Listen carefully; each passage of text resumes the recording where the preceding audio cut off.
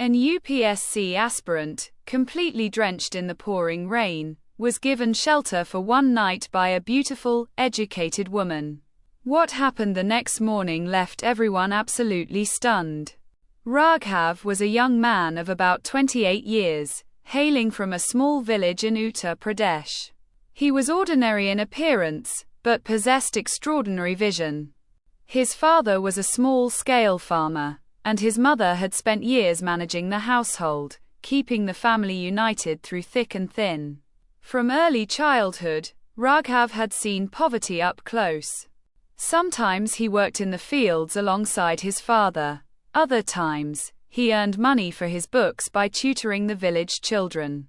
Even when he didn't get new clothes during festivals, he never complained.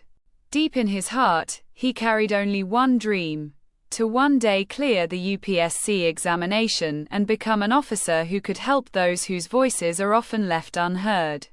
This dream was the start of his every morning and the final thought of his every night. In the city, he lived in a tiny rented room. He spent his days studying in the public library. In the evening, instead of just tutoring young children, he began preparing adult students for competitive exams to cover his expenses. He had decided that under no circumstances would his hardships overshadow his self-respect. That day, too, he was returning from the district library. His bag was packed with handwritten notes, a thick volume on the Indian Constitution, an economics notebook, and some solved question papers from previous years. The sky had been overcast since afternoon, but deeply engrossed in his studies, he hadn't paid any attention to the weather. As he stepped onto the lonely hillside path, a sudden fierce wind began to blow. Within moments, dark clouds enveloped the entire sky, and a torrential downpour began, making the path ahead completely blurry. Raghav instantly clutched his bag tightly against his chest to protect his books from getting ruined. He had neither an umbrella nor a raincoat. His clothes were completely soaked, but he wasn't worried about his body. He was worried about the books he had saved money for months to buy. He kept pushing forward. The road was deserted, and there wasn't a vehicle in sight. The network on his mobile phone was completely gone. Evening slowly began to fade into night. The cold wind blowing through the hills and the freezing rain made his body shiver uncontrollably.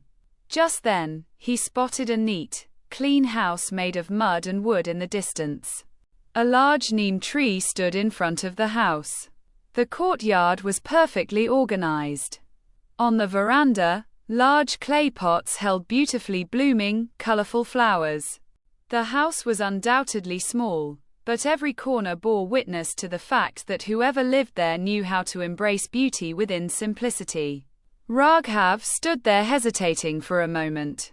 He thought to himself that it wasn't right to knock on a stranger's door without an introduction. However, the heavy rain and freezing wind were now draining the last bit of strength from his body. Finally, gathering his courage, he knocked softly on the wooden door. For a few moments, there was complete silence inside. Then, the door creaked open. Standing before him was a very serene, simple, and dignified woman of about 30 years. She was wearing a light-colored, simple cotton sari. There was no artificial smile on her face, but her eyes held a profound compassion that could comfort any weary soul. This was Arpita, a widow living alone in the village. She had lost her husband years ago, and despite the endless gossip of society, she had never compromised her dignity and self-respect. Arpita looked at the drenched young man standing before her.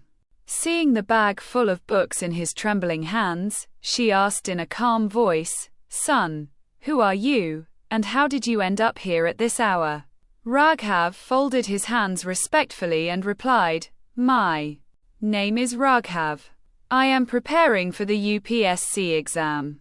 On my way back from the library, I got caught in the storm. If you permit, I will just sit on your veranda for the night and leave as soon as it's morning. I don't need to come inside the house. I promise I won't cause you any trouble." Arpita looked into his eyes for a few moments. There was no deceit or malice there, only exhaustion and honesty.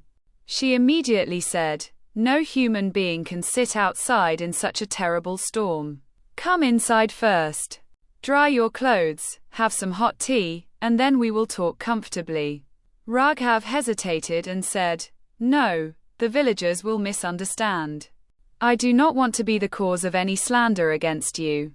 A gentle smile graced Arpita's face. She said softly, "Abandoning humanity out of fear of people who gossip without knowing the truth is the biggest mistake. Step inside without any worry. Your honor will remain completely safe here." Raghav bowed his head in gratitude and stepped inside. Everything in the house was arranged with meticulous care. A small wooden cupboard, a few books, a small temple for worship, a clean bedsheet, the comforting scent of fresh earth, and tea brewing over the clay stove. The entire atmosphere radiated warmth and belonging. Arpita handed him a dry towel and told him to dry his hair first. She then brought out some simple clothes that belonged to her late husband, which she had preserved carefully, and gave them to him to wear. Raghav kept declining at first, but Arpita insisted, saying, "Sickness does not care about your dreams. If you fall ill, your preparation will stop." Hearing this, Raghav's eyes welled with tears. For the first time in years, he felt someone was caring for him simply as a human being. A little later, both were sitting by the stove, sipping hot tea. Outside, the rain continued to beat down relentlessly. Flashes of lightning illuminated the hills for a brief second before plunging everything back into darkness. Gradually, their conversation drifted toward life. Raghav shared his struggles, how he had spent many nights sleeping on an empty stomach, drinking only water just so he could afford to buy books. He spoke of how he had never stretched his hand out to beg before anyone, believing that hard work, even if delayed, always carves out its own path. Arpita listened to him silently. Then, for the first time, she shared the pain of her own life. She told him how, after her husband's passing, people chose to question her rather than offer support. Relatives slowly drifted away, and society looked down on her as weak. Yet, she never let her self-respect break. Through sewing, farming, and sheer hard work, she maintained her livelihood. She remarked that a person's greatest strength is their character. Wealth and beauty change with time, but a good character stays with you for life. Raghav listened intently, realizing that tonight, he was receiving a lesson about life far greater than any textbook could offer. As the night grew deeper, the sound of the rain outside remained unchanged. But inside the house, a bond of trust had blossomed between two strangers, a bond free of selfishness, built entirely on respect and humanity. Perhaps destiny was quietly writing a new chapter for the upcoming morning. Friends, if you are enjoying this story, it is my humble request to please like this video, subscribe to our channel, and highlight the video. Before dawn, the intensity of the rain began to subside. The cold wind blowing through the hills still left a shiver in the air. When Raghav opened his eyes, he saw that Arpita was already awake. She was lighting a lamp near the holy basil plant in the courtyard, praying with a serene mind. Her face held the same simplicity and her eyes the same patience, as if life had dealt her 1,000 sorrows, but she had never forgotten how to smile. Raghav watched her silently for a moment, his respect for her deepening. This woman had trusted a complete stranger without even knowing his identity. A few moments later, Arpita walked inside smiling and asked, "Did you sleep well last night?" Raghav nodded and replied, "Perhaps I've had the most peaceful sleep tonight after many months." "I cannot thank you enough for this," Arpita gently replied. "Don't thank me. Thank the humanity that is still alive in this world." She then prepared a warm breakfast over the stove. Raghav repeatedly insisted that he would leave after just a cup of tea, but our Peter firmly stated, no one can conquer their destination on an empty stomach. Eat first, then continue your journey. For the first time in a while, Raghav smiled and ate without hesitation.